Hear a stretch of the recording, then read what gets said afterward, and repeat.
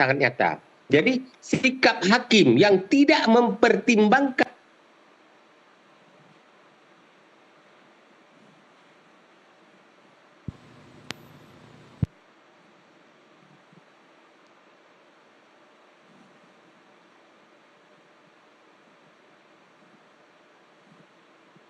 Baik.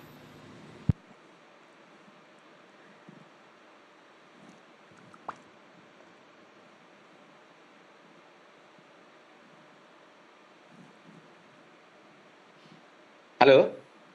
Baik, Pak Nasrullah bisa Halo? mendengar suara saya dari studio? Bisa. Baik, tadi sempat terputus suara Pak Nasrullah. Mungkin bisa diulang kembali, Pak. Jadi gini, untuk PK, alasan PK bukan hanya novum, bukan hanya bukti baru.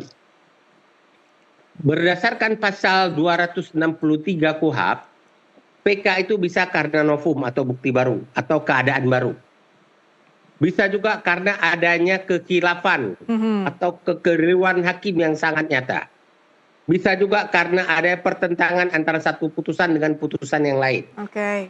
Nah, dalam kasus seseorang yang sudah pernah memberikan keterangan di persidangan, seorang saksi yang sudah memberikan keterangan di persidangan, tapi tidak dipertimbangkan oleh hakim, maka bagian keterangannya itu bisa kita jadikan sebagai kekeliruan atau kekhilafan hakim yang sangat nyata di dalam pembuktian.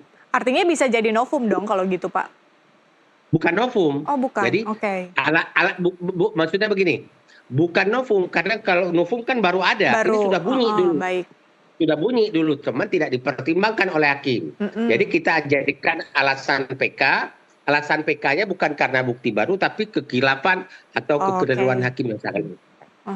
Oke, menjadi alasan untuk pengajuan PK gitu ya? Karena untuk PK itu ada beberapa alasan yang sifatnya fakultatif limitatif. Fakultatif itu boleh salah satu atau boleh semua. Limitatif itu terbatas hanya yang disebutkan dalam undang-undang. Jadi fakultatifnya apa saja? Novum dan atau ya kekhilafan atau kekeliruan hakim dan atau pertentangan antara satu dengan yang lain. Pertentangan antara satu perkara atau satu putusan dengan putusan yang lain. Jadi boleh salah satu, boleh semuanya itu alasan PK. Oke. Waktu kita sangat terbatas, Pak Nasrullah. Saya ingin langsung mungkin mengarahkan dialog kita soal nanti PK terpidana. Apa yang harus saya sebagai bagian dari media, Anda sebagai pakar hukum, dan juga masyarakat harus benar-benar cermati dalam PK terpidana nanti? Ya begini, yang harus kita cermati adalah hukum harus tegak. Tetapi hukum harus tegak dengan baik dan adil. Kebenaran dalam perkara ini harus terungkap dengan apa adanya. Tidak boleh ada rekayasa apapun, karena kalau rekayasa sebuah perkara untuk membebaskan pelaku-pelaku, maka rekayasa itu berdampak ketidakadilan bagi korban. Begitu juga jika rekayasa itu untuk menghukum para pelaku-pelaku, padahal bukan mereka pelaku, maka berdampak kezaliman hukum terhadap warga negara kita sendiri, anak bangsa kita sendiri. Apakah ada di antara kita yang mau ada warga negara Republik Indonesia hukum tidak bergerak adil kepada dia? Dia adalah makhluk Tuhan juga, sama haknya dengan kita.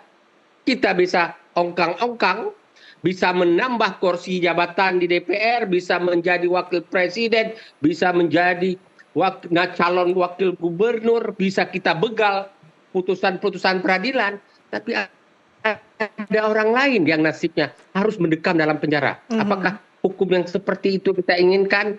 Saya akan melawan, tidak mau hukum itu. Saya ingin keadilan tegak kepada siapapun. Oke, baik. Tentu kita kawal terus kasus Vina dan Eki maupun juga PK terpidana nantinya, dan kita kawal terus. Anda media, tadi ada pertanyaan Anda yang belum saya jawab, Ya. apa yang harus Anda lakukan, media lakukan?